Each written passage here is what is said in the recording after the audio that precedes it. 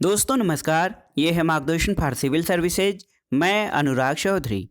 दोस्तों LT grade परीक्षा के सामान्य अध्ययन खंड के लिए महत्वपूर्ण अध्ययन सामग्री के अंतर्गत आज की वीडियो में प्रस्तुत है प्राचीन भारत के इतिहास से संबंधित महत्वपूर्ण प्रश्न। और ये प्रश्न एलटी ग्रेड परीक्षा में शामिल होने वाले सभी अभ्यर्थियों के लिए बहुत ही उपयोगी हैं। तो आइए शुरू करते हैं आज का वीडियो। दोस्तों प्राचीन भारत के इतिहास में सबसे पहले हम पाषाण काल से संबंधित प्रश्नों को देखेंगे। देखिए, पहला जो तथ्य है दोस्तों, ये पूछा जाता है कि पशुपालन का प्रारंभ किस काल में हुआ था। तो देखिए, पशुपालन का प्रारंभ मध्य पाषाण काल में हुआ था। और खाद्यान्नों की कृषि सर्वप्रथम कब प्रारंभ हुई थी? तो दोस्तों सबसे पहले नवपाषाण काल में खाद्यान्नों की कृषि आरंभ हुई थी। एक प्रश्न और बनता है कि मानव द्वारा सर्वप्रथम प्रयुक्त किया जाने वाला अनाज या अन्न कौन है? तो ये है जौ। और दोस्तों भारत में मानव का सर्वप्रथम साक्ष्य कहाँ से मिला है? नर्मदा घाटी मध्य प्रदेश से।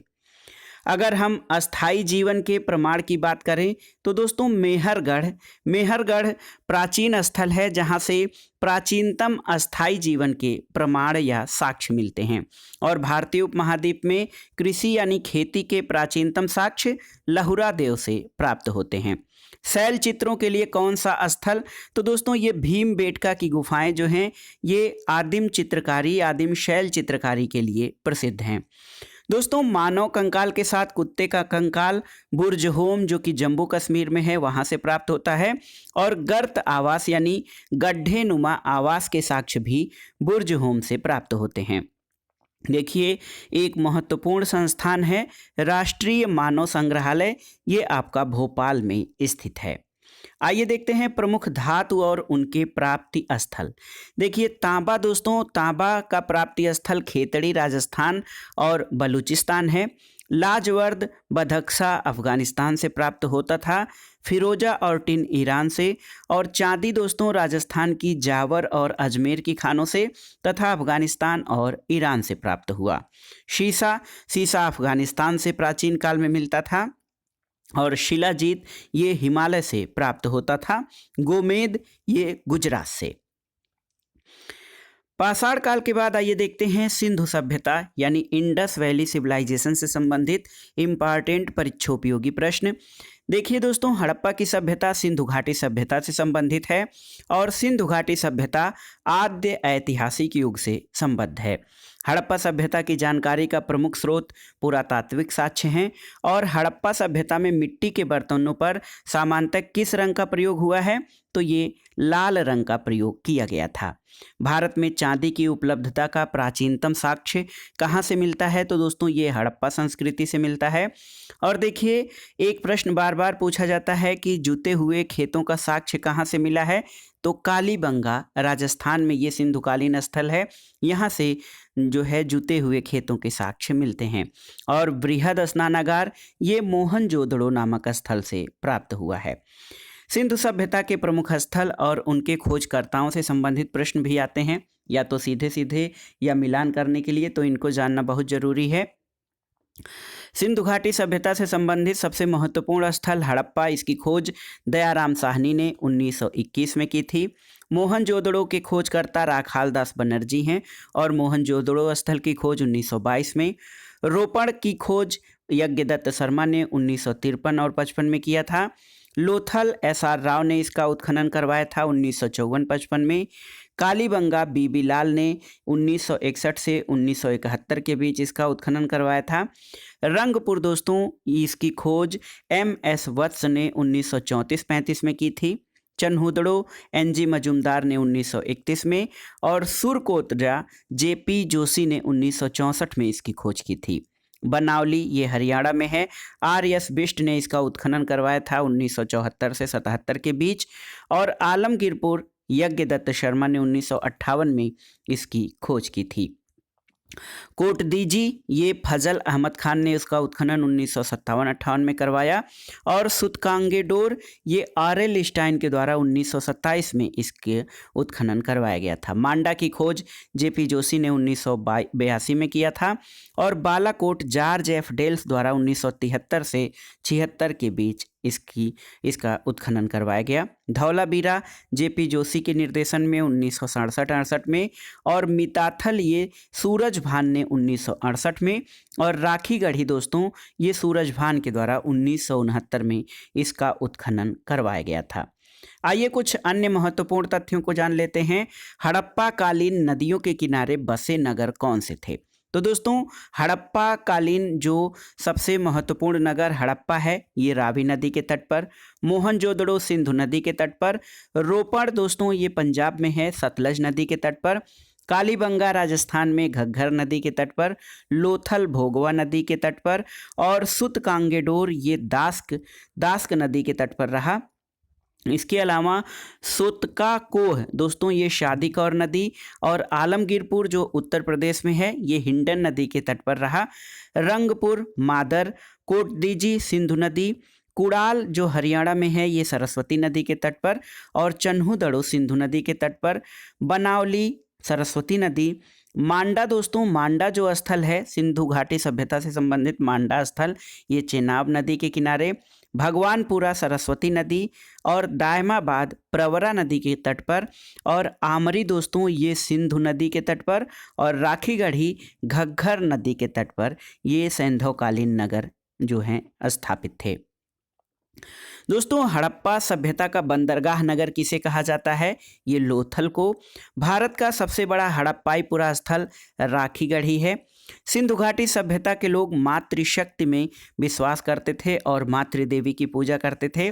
इसके अलावा ये लोग पशुपति की पूजा भी करते थे। सिंधु घाटी सभ्यता को खोजने में राखालदास बनर्जी और दयाराम साहनी ने उल्लेखनीय भूमिका निभाई थी। दोस्तों धातु के प्रयोग की बात करें तो सबसे पहले मानव ने तांबा धातु के उपयोग किया था, और सिंधु घाटी सभ्यता में बांध का साक्ष्य धौलावीरा से प्राप्त होता है। सिंधु घाटी सभ्यता या हड़प्पा सभ्यता के बाद वैदिक काल आता है। इससे संबंधित प्रश्न देखते हैं। दोस्तों आर्य शब्द का आशय श्रेष्ठ वंश से होता है। ऋग्वेद सबसे प्राचीन वेद है, और अथर्ववेद में जादुई भाषा और तंत्र मंत्र तथा वशीकरण का वर्णन किया गया है। ऋग्वेद में सूक्तों की संख्या 1028 है और कुल 10,552 ऋचाएँ हैं।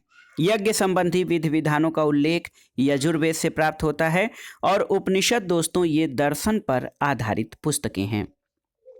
अगर हम आरंभिक वैदिक साहित्य की बात करें तो आरंभिक वैदिक साहित्य में सबसे अधिक वर्णन सिंधु नदी का प्राप्त होता है, और ऋग वैदिक आर्यों की सबसे पवित्र नदी सरस्वती थी, जिसको कि माते तमा, देवी तमा और नदी तमा यानी नदियों में प्रमुख कहा गया है।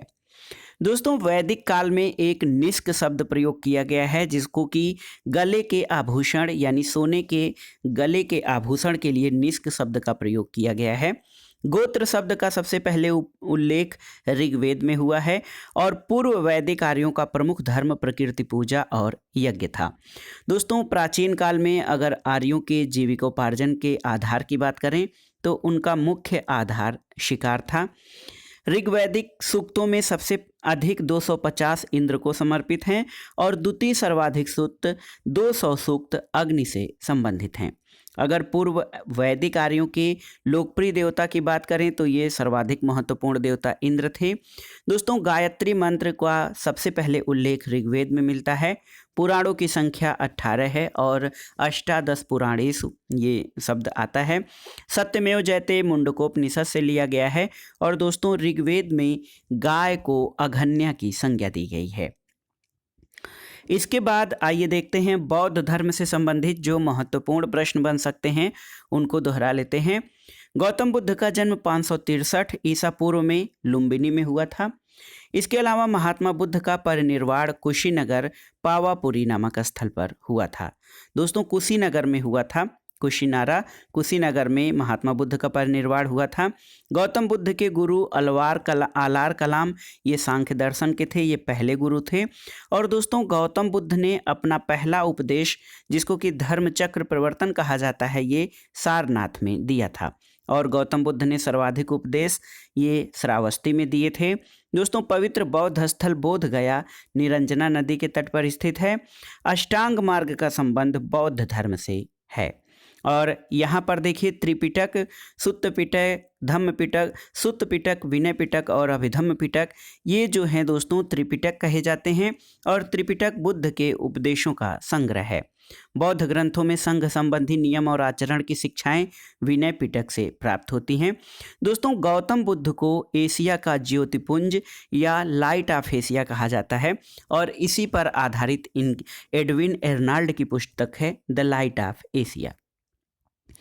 दोस्तों महाजनपद और उनकी राजधानियों से प्रश्न भी बनते हैं। देखिए 16 महाजनपद हैं। अंग महाजनपद की राजधानी चंपा थी। मगध की राजधानी गिरिवज्र या राजगृह। काशी महाजनपद की राजधानी वाराणसी। वत्स की कौशाम्बी। वज्ज महाजनपद की राजधानी वैशाली, विदेह और मिथिला। कोसल की राजधानी श्रावस्ती। अवंती की राजधानी दोस्तों उज्जैनी या महिष्मती। मल्ल की राजधानी कुशीनगर और पावा। पंचाल की राजधानी अहिच्छत्र और काम्पिल्य। चेदी महाजनपद की राजधानी सुक्तिमती अथवा सोस्थिवती था और कुरु जनपद की राजधानी इंद्रप्रस्थ। मत्स्य का विराटनगर और कंबोज महाजनपद की राजधानी राजपुर या हाटक। सूरसेन महाजनपद की राजधानी मथुरा और अश्मक की राजधानी पोतन या पोटली थी। और गांधार महाजनपद, इसकी राजधानी दोस्तों तक्षशिला थी। नालंदा विश्वविद्यालय बहुत ही महत्वपूर्ण था और ये बौद्ध दर्शन के अध्ययन के लिए प्रसिद्ध था। और 4 आर्य सत्यों का संबंध किस धर्म से है? तो ये बौद्ध धर्म से है।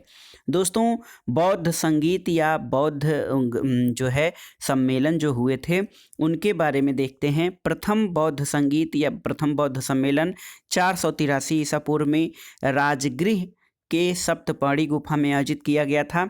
इसकी अध्यक्षता महाकश्यप ने की थी और उस समय जो शासक थे भारत के अजातशत्रु थे। द्वितीय बौद्ध संगीत दोस्तों 383 ईसा पूर्व में वैशाली में आयोजित हुई थी। इसकी अध्यक्षता सुबोकामी ने की थी और कालाशोक के शासनकाल में ये संगीत आयोजित हुई थी। तृतीय बौद्ध संगीत का आयोजन 247 ईसा पूर्व में पाटलिपुत्र में, जिसकी अध्यक्षता मोगलपुत्र तिस्स द्वारा की गई थी और ये अशोक के शासनकाल में आयोजित की गई थी। और चौथी बौद्ध संगीति का आयोजन ईसा की प्रथम शताब्दी में कुंडलवन कश्मीर में वसुमित्र की अध्यक्षता में की गई थी कनिष्क के शासनकाल में।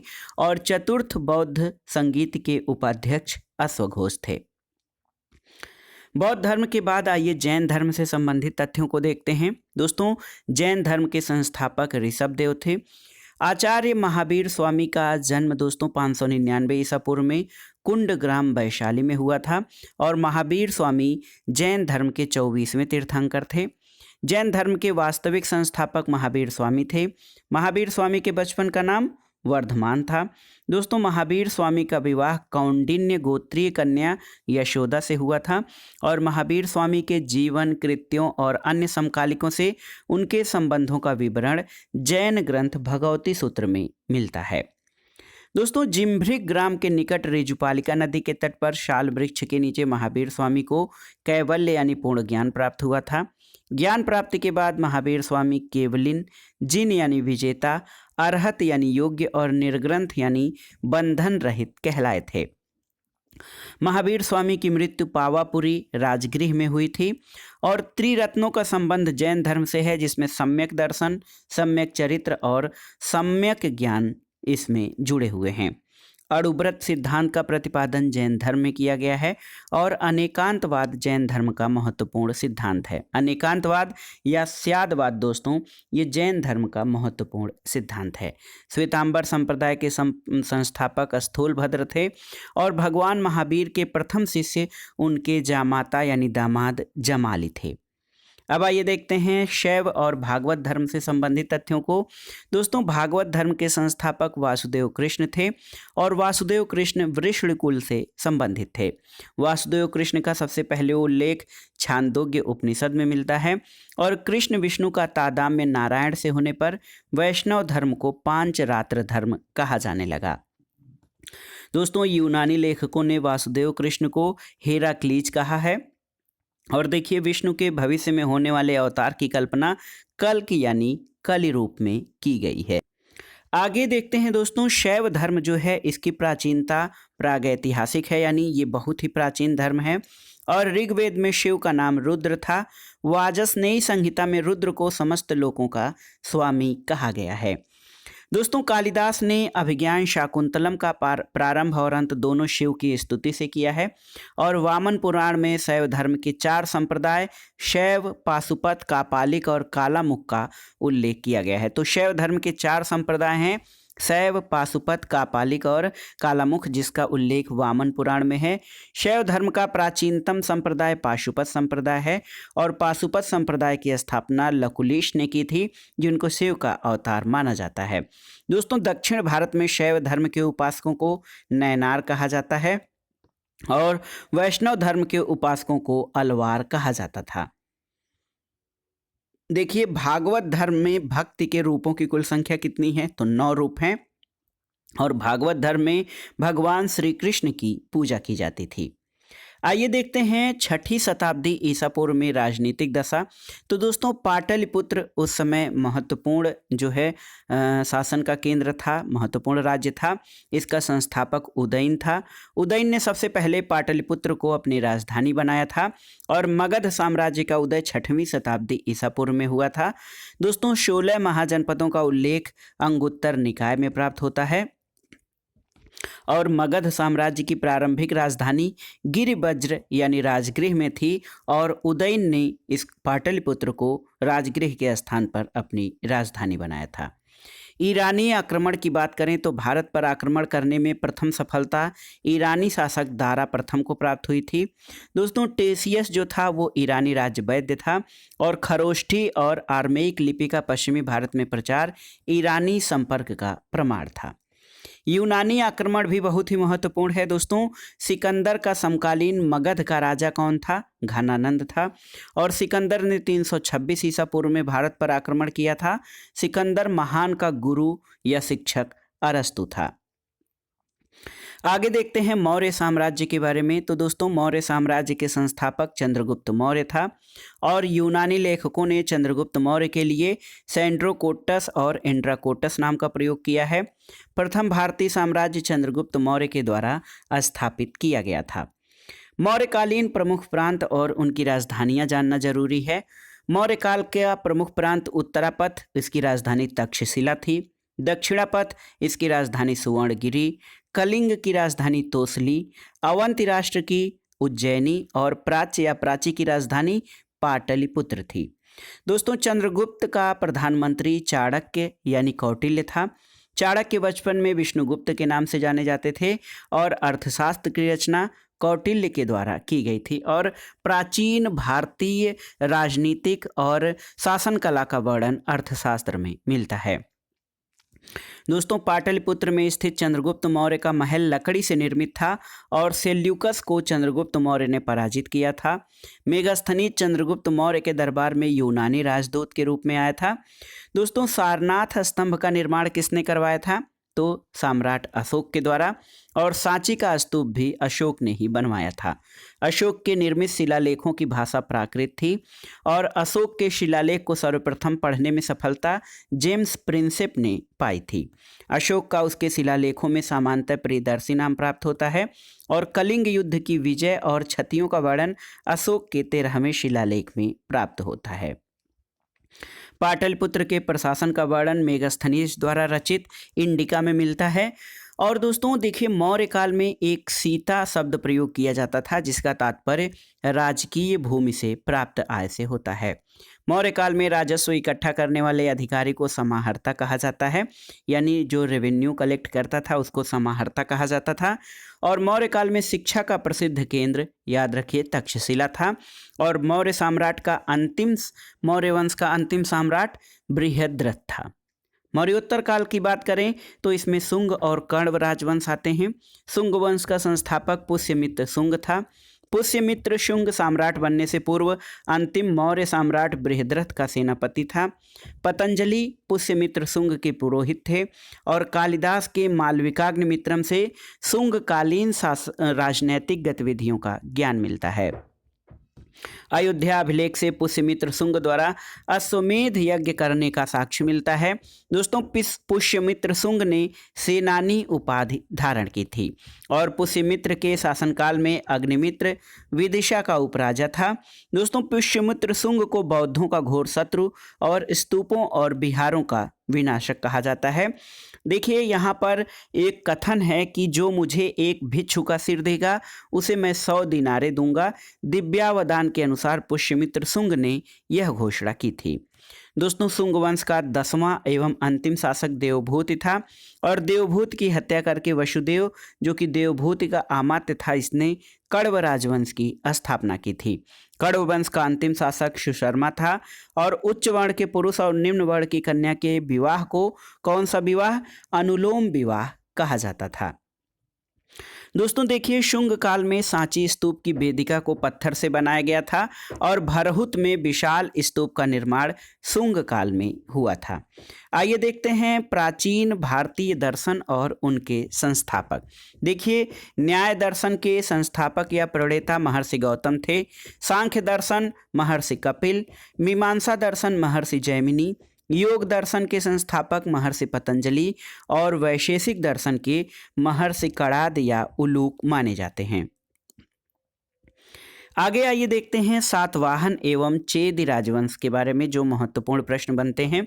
दोस्तों सातवाहनों को आंध्र भृत्य और आंध्र जाति कहा गया है। सातवाहन वंश का संस्थापक सिंधुक, सिमुक या इसको शिप्रक भी कहा जाता है।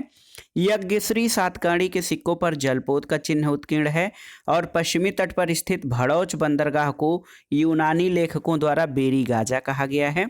दोस्तों सातकर्णी प्रथम ने दक्षिणापथपति और अप्रतिहत चक्र उपाधियां धारण की थी। तो ये था सातकर्णी प्रथम, इसने दक्षिणापथपति और अप्रतिहत चक्र उपाधियां धारण की थी। अगला है सातकर्णी प्रथम ने प्रतिष्ठान को अपनी राजधानी बनाया था और हाल जो कि प्राकृत भाषा के कवि हैं, हाल ने प्राकृत भाषा के मुक्तक काव्य ग्रंथ गाथा सप्तशती यानी गाहा सतसई की रचना की थी।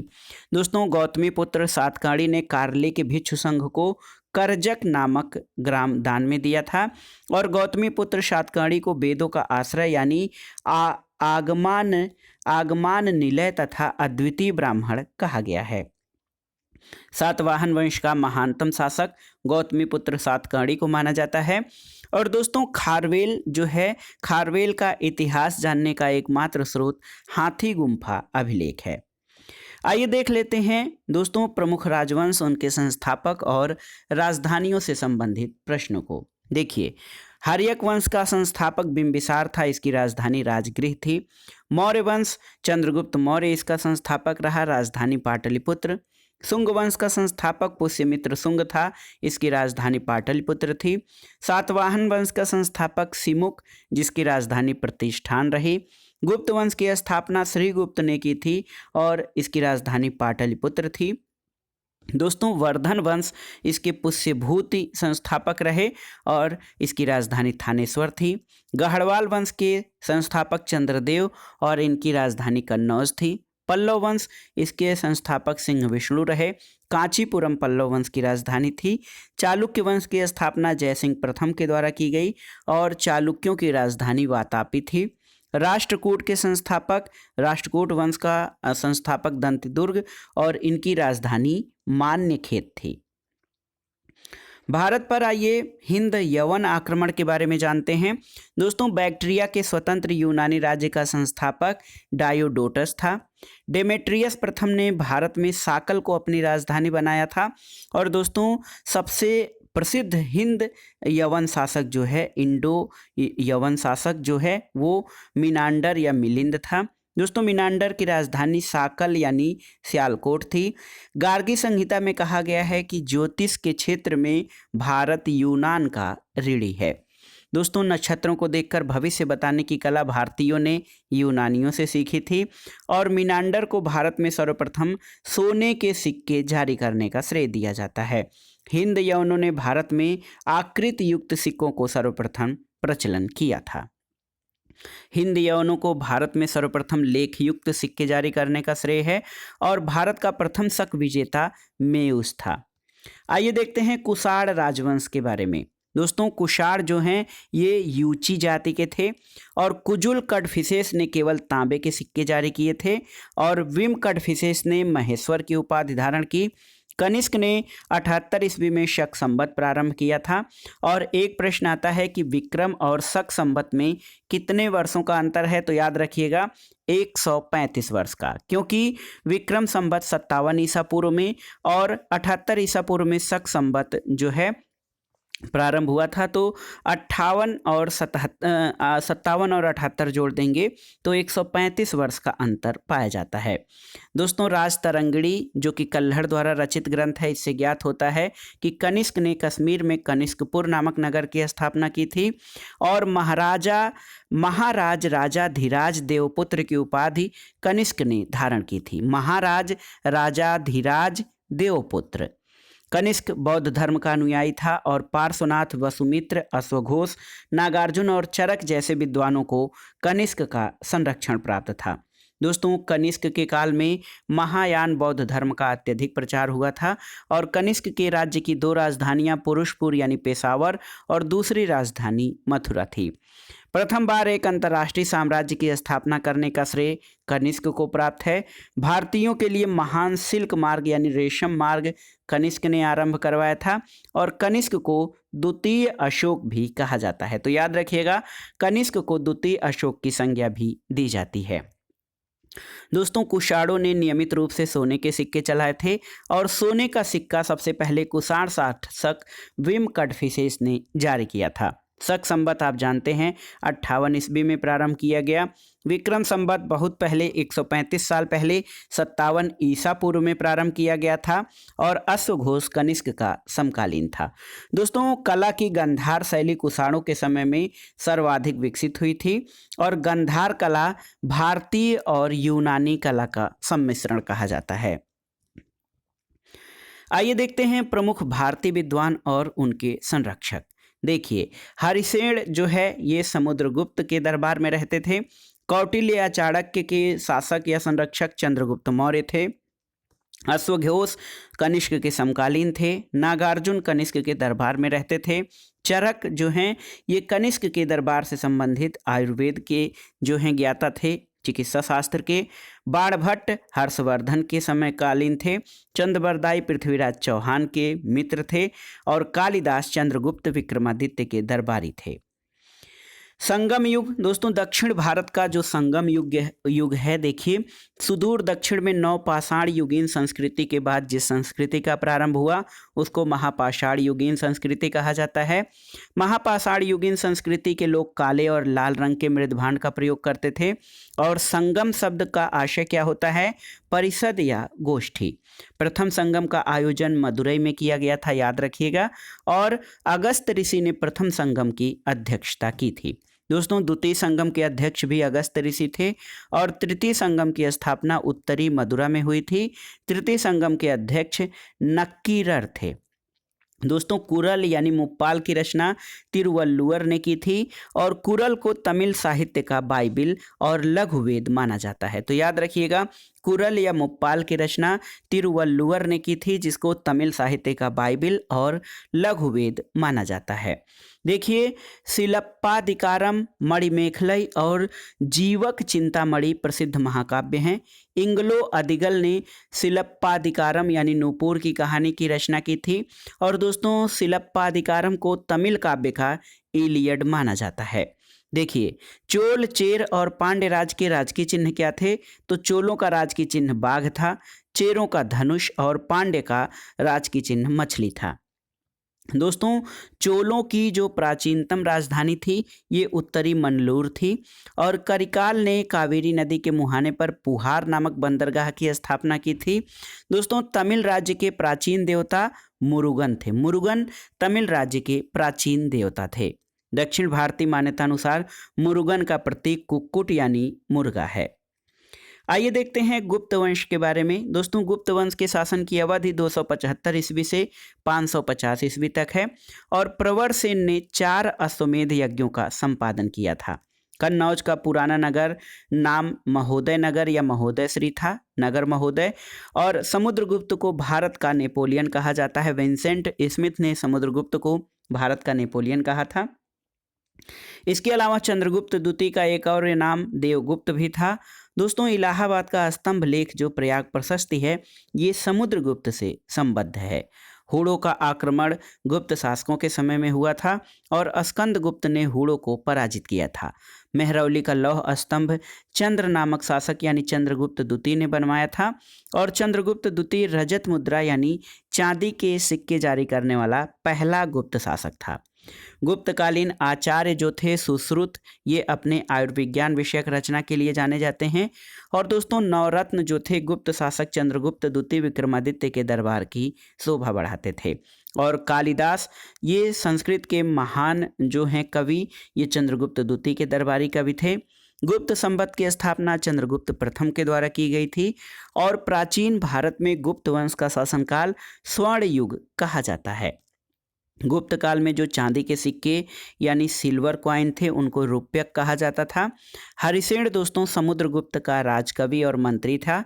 गुप्त काल में सोने के सर्वाधिक सिक्के जारी किए गए थे और आर्यभट्ट गुप्त काल के महान खगोलविद और गणितज्ञ थे। फाहियान दोस्तों चंद्रगुप्त द्वितीय के शासनकाल में भारत आया था, तो याद रखिएगा फाहियान गुप्त शासक चंद्रगुप्त द्वितीय के शासनकाल में भारत आया था। अजंता की चित्रकला कृतियों में वर्णित कथानक जातक के हैं और अजंता चित्रकारी की विषय वस्तु बौद्ध धर्म से संबंधित है। हर्षचरित नामक पुस्तक बाणभट्ट ने लिखा है और हर्ष जो कि हर्षवर्धन, इसके साम्राज्य की राजधानी कन्नौज थी। दोस्तों, ह्वेनसांग चीनी यात्री सम्राट हर्ष के समय में भारत आया था और ह्वेनसांग ने नालंदा विश्वविद्यालय में अध्ययन भी किया था। नालंदा बिहार में स्थित है।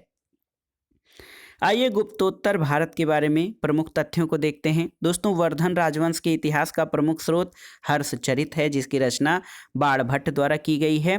कादंबरी के रचनाकार बाणभट्ट हैं। दोस्तों, हर्षवर्धन ने बौद्ध भिक्षु दिवाकर मित्र की सहायता से अपनी बहन राज्यश्री को सती होने से बचाया था और हर्ष ने थानेश्वर से अपनी राजधानी कन्नौज स्थानांतरित की थी। और ह्वेनसांग ने हर्ष को पंच भारत का स्वामी बताया है। पंच भारत का मतलब है पंजाब, गौड़, कन्नौज, मिथिला और उड़ीसा। तो ह्वेनसांग चीनी यात्री जो हर्षवर्धन के समय में भारत आया था, इसने पंच भारत का स्वामी हर्ष को बताया था। पंच भारत में पंजाब, गौड़, कन्नौज, मिथिला और उड़ीसा हैं। दोस्तों, हर्ष और पुलिकेशिन द्वितीय के बीच नर्मदा नदी के तट पर एक युद्ध हुआ था जिसमें हर्ष की हार हो गई थी। और देखिए, गौड़ शासक शशांक ने बोधगया के बोधि वृक्ष को कटवाकर गंगा में फेंकवा दिया था। भास्कर वर्मा कामरूप यानी असम का शासक था। इसके अलावा महायान बौद्ध धर्म की उत्कृष्टता सिद्ध करने के लिए हर्ष ने विभिन्न धर्मों और संप्रदायों की एक विशाल सभा कन्नौज में आयोजित की थी। दोस्तों, प्रयाग के संगम क्षेत्र में हर्ष प्रति 5वें वर्ष एक समारोह यानी महामोक्ष परिषद का आयोजन करवाता था। तो प्रयाग के संगम क्षेत्र में हर्ष जो है प्रति 5वें वर्ष, याद रखिएगा, हर 5वें वर्ष पर एक महामोक्ष परिषद का आयोजन करवाता था। और प्रयाग के 6वें समारोह में ह्वेनसांग भी उपस्थित था। ह्वेनसांग ने मूल स्थानपुर में सूर्य मंदिर का उल्लेख किया है। दोस्तों, जयदेव ने हर्ष को भास, कालिदास, बाण, मयूर आदि कवियों की समकक्षता में रखते हुए उसे कविता कामिनी का साक्षात हर्ष कहा है। चीनी यात्री ह्वेनसांग अपने भारत प्रवास के दौरान 2 बार नालंदा गया था। दोस्तों, ह्वेनसांग ने भारत यात्रा का वर्णन जो है अपने ग्रंथ सी युकी में किया है। उत्तर गुप्त युग का प्रसिद्ध विश्वविद्यालय नालंदा था और धर्मपाल ने बौद्धों के लिए विख्यात विक्रमशिला विश्वविद्यालय की स्थापना की थी। दोस्तों, हर्षचरित बाणभट्ट द्वारा लिखी गई थी और राजा भोज ने भोपाल शहर की स्थापना की थी। हर्षवर्धन को पुलिकेशिन द्वितीय ने पराजित किया था। देखिए, हर्षवर्धन को नर्मदा नदी के तट पर पुलिकेशिन द्वितीय ने पराजित किया था। दोस्तों, नालंदा विश्वविद्यालय को नष्ट करने वाला मोहम्मद बिन बख्तियार खिलजी था। वर्धन वंश की प्रारंभिक राजधानी थानेश्वर थी और विक्रमशिला जो कि भागलपुर और सोमपुरी जो पहाड़पुर में है, इन महाविहारों की स्थापना का श्रेय धर्मपाल को है। धर्मपाल की राजसभा में प्रसिद्ध बौद्ध विद्वान हरिभद्र निवास करता था। एक और महत्वपूर्ण प्रश्न देखते हैं दोस्तों। बल्लाल सेन ने समस्त बंगाल और बिहार के ऊपर अपना अधिकार करके गौड़ेश्वर उपाधि धारण की थी और बल्लाल सेन ने निशंक शंकर की उपाधि धारण की थी। देखिए, इसके अलावा बल्लाल सेन ने दानसागर नामक ग्रंथ की रचना भी की थी और लक्ष्मण सेन ने पुरी, काशी और प्रयाग में विजय स्तंभ स्थापित किए थे। तुर्क आक्रमणकारी बख्तियार खिलजी के आक्रमण के समय सेन शासक कौन थे? लक्ष्मण सेन थे और सेन शासकों की राजधानी नदिया थी जो कि पश्चिम बंगाल में है। दोस्तों, गीत गोविंद के रचनाकार जयदेव हैं जो कि राधा कृष्ण प्रेम भक्ति पर आधारित गाए जाने वाले पद हैं। जयदेव, धोई और हलायुध को लक्ष्मण सेन का संरक्षण प्राप्त था। देखिए, नागानंद, प्रियदर्शिका और रत्नावली ये हर्षवर्धन की कृतियां हैं। महाभास्कर और लघु भास्कर भास्कर प्रथम की कृतियां हैं और ब्रह्म सिद्धांत ग्रंथ की रचना ब्रह्मगुप्त के द्वारा की गई थी। अगला है दोस्तों, याज्ञवल्क्य स्मृति के टीकाकार विज्ञानेश्वर और अपरार्क थे और मिताक्षरा ये विज्ञानेश्वर की कृति है। आइए कुछ ऐतिहासिक इमारतों और मंदिरों के बारे में जानते हैं। देखिए, अजंता और एलोरा गुफाएं ये औरंगाबाद महाराष्ट्र में स्थित हैं। शांति निकेतन वीरभूमि पश्चिम बंगाल में है। एलिफेंटा की गुफाएं मुंबई महाराष्ट्र में हैं। महाबलीपुरम मंदिर मामल्लपुरम कांचीपुरम तमिलनाडु में है। सांची के स्तूप रायसेन जिले मध्य प्रदेश में स्थित हैं। लिंगराज मंदिर भुवनेश्वर ओडिशा में है और काला पगोडा के नाम से विख्यात सूर्य मंदिर कोणार्क ओडिशा में है। दक्षिणेश्वर काली मंदिर कोलकाता में है और इसी मंदिर में स्वामी रामकृष्ण परमहंस मुख्य पुजारी थे। सोमनाथ मंदिर गिर सोमनाथ में। कैलाश मंदिर एलोरा महाराष्ट्र में। त्र्यंबकेश्वर मंदिर दोस्तों नासिक महाराष्ट्र में स्थित है और महाबलेश्वर महाराष्ट्र में स्थित है। माउंट आबू यानी दिलवाड़ा के जैन मंदिर माउंट आबू राजस्थान में। ब्रह्म मंदिर पुष्कर राजस्थान में। होयसलेश्वर मंदिर हेलेबीड कर्नाटक में है और तट मंदिर महाबलीपुरम तमिलनाडु में। रामेश्वरम मंदिर तमिलनाडु में है और मीनाक्षी मंदिर दोस्तों मदुरई तमिलनाडु में स्थित है। बृहदेश्वर मंदिर तंजावुर तमिलनाडु में और नटराज मंदिर चिदम्बरम तमिलनाडु में स्थित है। वेंकटेश्वर मंदिर तिरुपति आंध्र प्रदेश में और जगन्नाथ मंदिर पुरी ओडिशा में है। वैष्णो देवी मंदिर जम्मू कश्मीर में और खजुराहो मंदिर छतरपुर मध्य प्रदेश में स्थित हैं। आइए देखते हैं दोस्तों प्राचीन भारत में स्थापत्य कला के बारे में। खजुराहो मंदिरों का निर्माण चंदेल वंश के शासकों ने करवाया था। एलिफेंटा की गुफाएं बंबई से समुद्र में 7 मील उत्तर पूर्व स्थित द्वीप में शैव धर्म से संबंधित हैं। एलिफेंटा के शैल को काटकर मंदिर बनाने का श्रेय राष्ट्रकूट शासकों को दिया जाता है और बौद्ध, हिंदू और जैन शैलीकृत गुफाएं एक साथ एलोरा में विद्यमान हैं और एलोरा की गुफाओं का निर्माण राष्ट्रकूट शासकों द्वारा करवाया गया था। दोस्तों, अजंता और एलोरा की गुफाएं औरंगाबाद महाराष्ट्र में स्थित हैं। कोणार्क का सूर्य मंदिर काला पगोडा ओडिशा में स्थित है और अंकोरवाट का विष्णु मंदिर दोस्तों कंबोडिया में स्थित है और ये अधिकतर विष्णु मंदिर है। दिलवाड़ा का जैन मंदिर माउंट आबू राजस्थान में स्थित है। दक्षिण भारत से संबंधित कुछ तथ्यों को देखते हैं। चोलों की राजधानी तंजौर थी। दोस्तों, ग्राम प्रशासन या ग्रामीण स्वशासन की स्वायत्तता चोल प्रशासन की विशेषता थी। नटराज की मूर्ति का निर्माण चोल काल में हुआ था और महाबलीपुरम का रथ मंदिर पल्लवों द्वारा निर्मित करवाया गया था। दोस्तों, श्रीलंका पर यानी सिंघल द्वीप पर विजय चोल शासकों ने प्राप्त की थी और तोलकाप्पियम ग्रंथ ये व्याकरण और काव्य से संबंधित है। रोमन बस्ती के जो साक्ष्य हैं अरिका मेडू से प्राप्त हुए हैं। दोस्तों, दक्षिण भारत का प्रसिद्ध तक्कोलम का युद्ध चोलों और राष्ट्रकूटों के बीच हुआ था और मीनाक्षी मंदिर ये मदुरई में स्थित है। आइए देखते हैं प्राचीन साहित्य और साहित्यकारों के बारे में।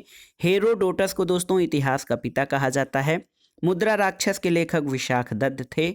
10 कुमार चरित के लेखक दंडिन या कवि दंडी थे। कुमार संभव की रचना कालिदास ने की थी।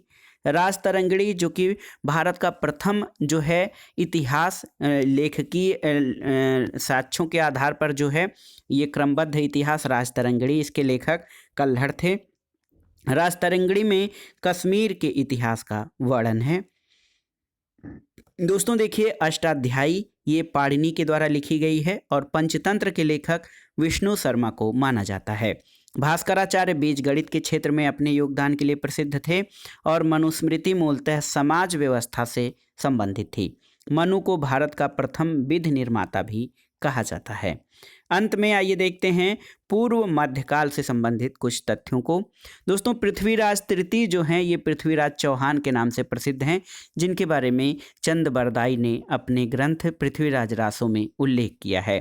आल्हा उदल महोबा के चंदेल शासक परमर्दिदेव के सेनानायक थे और पृथ्वीराज रासों के लेखक चंद बरदाई थे। पृथ्वीराज विजय के लेखक दोस्तों जयानक भट्ट थे। पाल वंश के शासक धर्मपाल ने 8वीं शताब्दी में बिहार राज्य के भागलपुर में विक्रमशिला विश्वविद्यालय की स्थापना की थी। तो याद रखिएगा, विक्रमशिला विश्वविद्यालय की स्थापना धर्मपाल द्वारा की गई थी। और लास्ट में महान संस्कृत कवि और नाटककार राजशेखर ने महेंद्र पाल जो है के दरबार में शोभा बढ़ाई। यानी राजशेखर जो संस्कृत के कवि और नाटककार थे, ये राजा महेंद्र पाल के दरबार से संबंधित थे। तो दोस्तों, ये था आज का वीडियो। LT ग्रेड परीक्षा के लिए सभी अभ्यर्थियों के लिए अनिवार्य सामान्य अध्ययन के अंतर्गत इसमें हमने भारतीय इतिहास के, प्राचीन भारत के इतिहास से संबंधित महत्वपूर्ण प्रश्नों को पढ़ा है, जो आपके आगामी LT ग्रेड परीक्षा, लोअर PCS, लेखपाल भर्ती आदि के सामान्य अध्ययन के लिए बहुत ही उपयोगी है। और इस वीडियो का बनाने का उद्देश्य दोस्तों ये था, कम समय में अधिक से अधिक प्रश्नों को तैयार करना और रिवाइज करना। तो वीडियो आपको कैसा लगा हमें कमेंट बॉक्स में ज़रूर बताइएगा। वीडियो को लाइक करें, शेयर करें और इस चैनल मार्गदर्शन फॉर सिविल सर्विसेज को सब्सक्राइब करें। वीडियो देखने के लिए धन्यवाद दोस्तों। नमस्कार।